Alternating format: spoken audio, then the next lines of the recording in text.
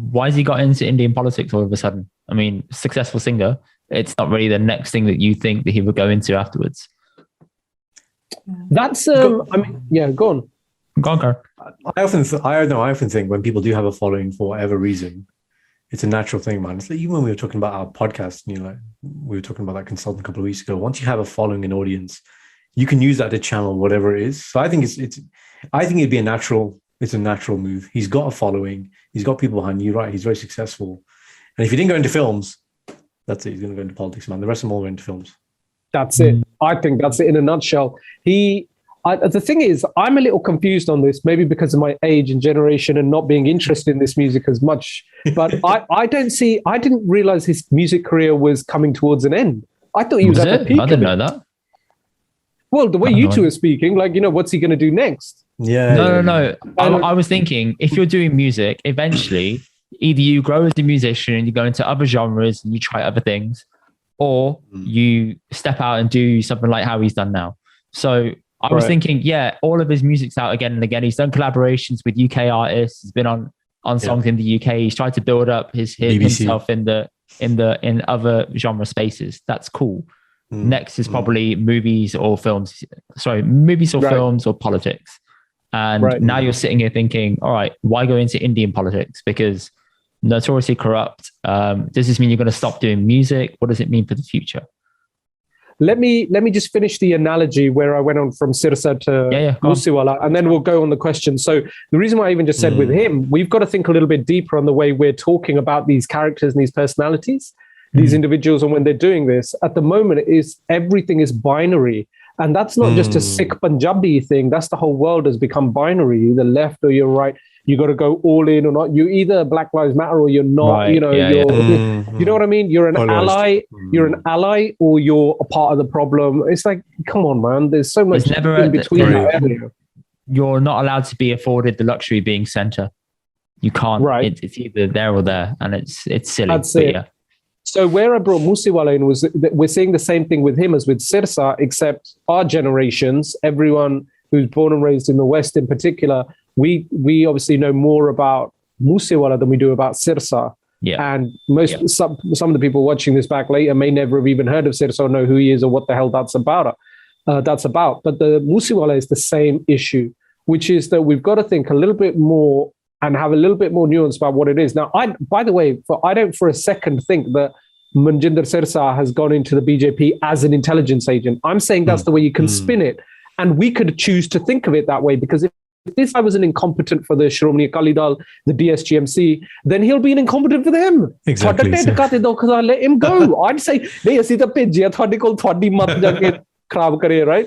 That's what I'd be thinking. But no, we get so butthurt that someone has done this thing. And really, it speaks a lot for our community in the way they are.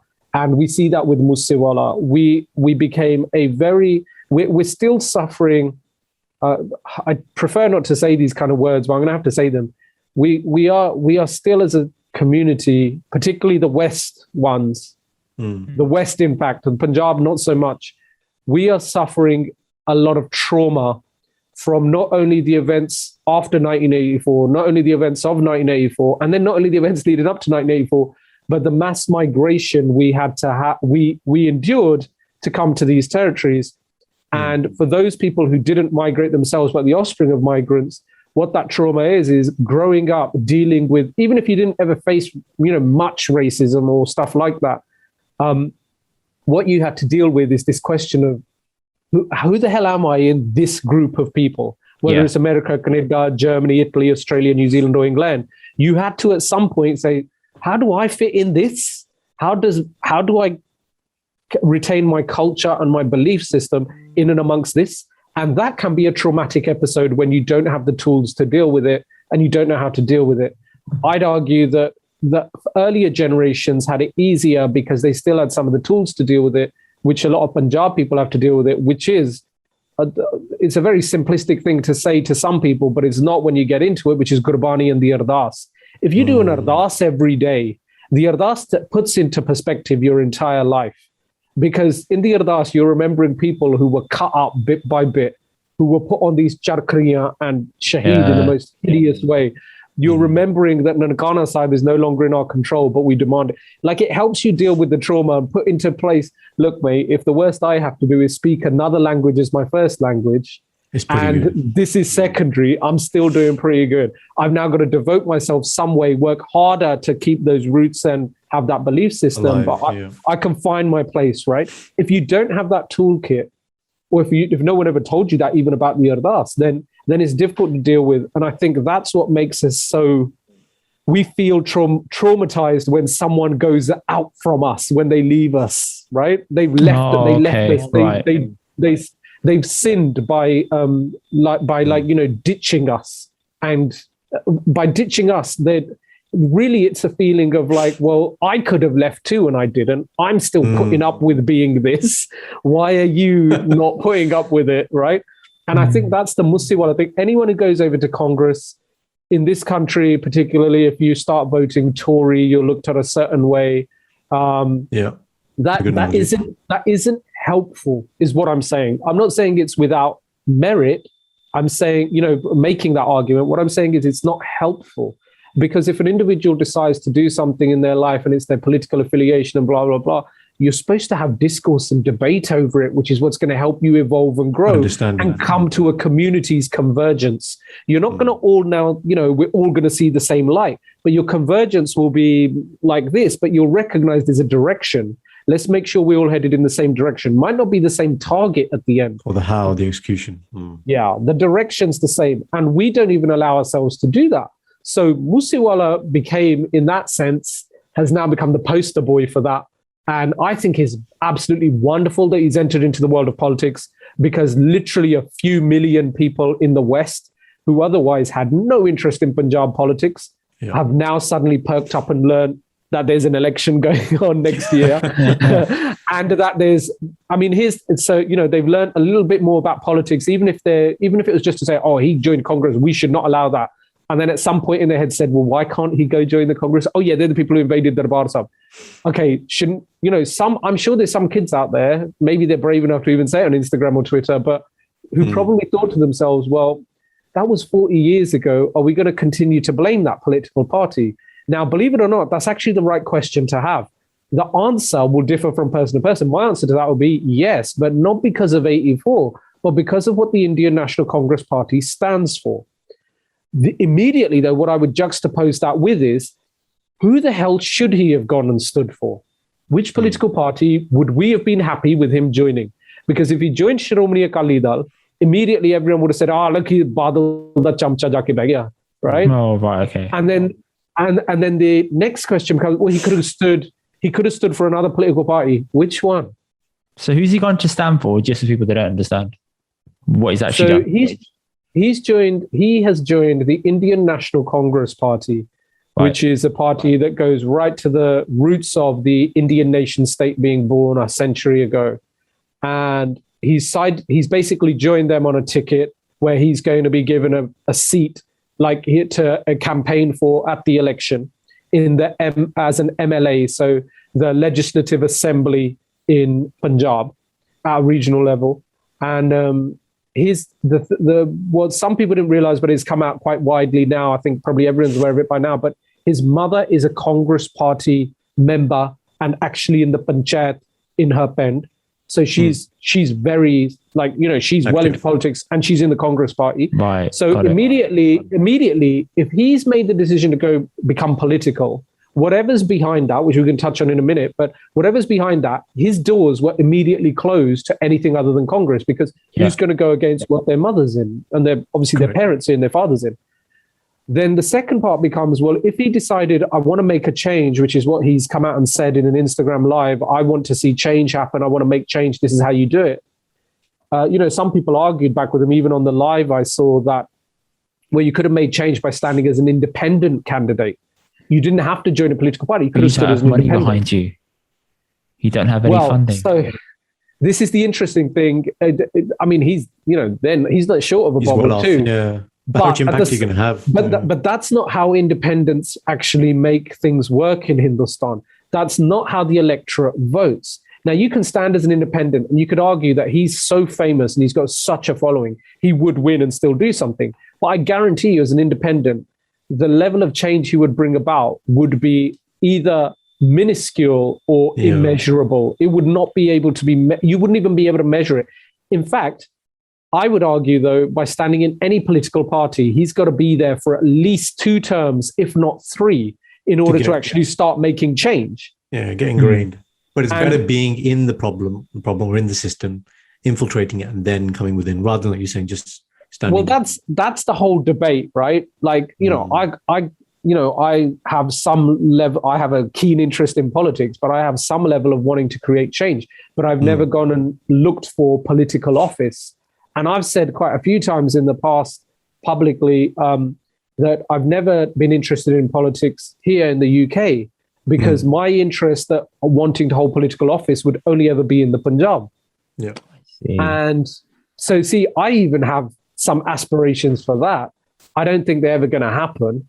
I'm too far removed from it for that. But if I did have those aspirations, they did exist in Punjab. But mine would be at a very low level. Enter into your Pend's Panchayat, get up to the level of where you could finally, ultimately, as a person in their 60s, become the Sarpanch and actually try to effect some change. There have been some good DCs and Sarpanches in Punjab in the last 30 years. It's not like it's a complete carte blanche of idiots. There have been some very good ones. The DC in my ilaka was about 20 years ago, was a man called Kishan Kumar, and he was phenomenal. This banda was brilliant. He completely revolutionized things at a local level, and he rooted out a lot of corruption that existed in Nawashahar and that area. And, people loved him for it. So it is possible, and you can do that. At a Sarpanch level, you can start changing things that happen in the Pends that are under your control. And you can start enforcing things to, bring about a level of prosperity. So you can bring about change. I think he's jumped too deep in, but with his level of profile, it's easy for me to say go in at the lower level. But, with his level of profile, accelerated program. There's a make a splash. Exactly. So the whole Moosewala thing has so much going on behind it. There were legal cases against him. Use of a firearm or possession of a firearm was one of the cases. I think that all has something to do with it. And then the other obvious one is money. You have to spend money to get these tickets and get these seats. Yeah. I think his would have been heavily discounted by the Congress because he brings more to the table than your average candidate trying to get a seat and buy a ticket. So he brings the eyes, they bring the money. But he will now be earning money. He will be earning next level money. So why is it people who have nous, who have money, who have access, go into politics in Punjab is because you're now going to earn money on a level, on a scale that you didn't before. So many politicians, I can't give you numbers, and I'm not going to say all of them because there'll probably be some who don't. But, so many of the senior politicians, i.e. people who are elected to office at state level and obviously at national level, but in the Punjab, they all have hotels and they all own restaurants, they all own businesses, as well as the kickbacks they get for buildings and, developments and mining that goes on and stuff like that. Now, how do they get, so how come, one parliamentarian that I know of, how does he own 3 malls in Ludhiana? How is that possible? Well, because when the license was being given for the ground to be broken and for that building to be erected there, he was the person who was being approached and signing off, and he took over I'm going to build the mall. He actually owns outright the mall. Oh, right. No, the cut. So he then bought out the shareholders later on. However he bought them out, I don't want to speculate, but that's how they do that. So that's how they operate. Now, this happens at Sikh politics as well, not just in national politics or state politics. There's members of the SGPC, Shiromani Gurdwara Prabandhak Committee in Punjab, and people who have senior positions in the Akal Takht and in the Darbar Sahib hierarchy themselves, who have businesses on the sides. And some of their businesses aren't just located in Punjab, they're located in the West. Prakash Badal's family is quite famous. Yeah, Prakash Badal's family is quite well known for this, that they have a number of business interests particularly in the United States. And this kind of thing goes on. So, Moosewala's on track to make some more dough. That's number one. Now, like I said, so that's always got to be a number one, I think, when you're in that position. But then, as you said already, Dr. Jazz, Sorry, I'm going to call you Dr. Jazz if that's all right. it suddenly sounds like I'm on an American talk show, like talking to a psychologist. Dr. Jazz. Like you said, these people do want to bring about some level of change. They want to do that, but it's not the first time that a musician or a playback singer has gone into politics. And there's some who are there right now. Hans Raj Hans is still angling for political office. Muhammad Sadiq, one of the most famous Punjabi folk singers of all time, is actually still in office right now, in political office. And most people don't know that he even has a seat, but he does. So, he's not the first singer to try and do it. He's going to be the first one, though, in the modern era who's going to be successful at it, because I think even despite all the blowback, he retains a certain aura for Punjabi electorate. Young people in Punjabi who are going to be his electorate, who are going to still vote for him. They literally idol worship him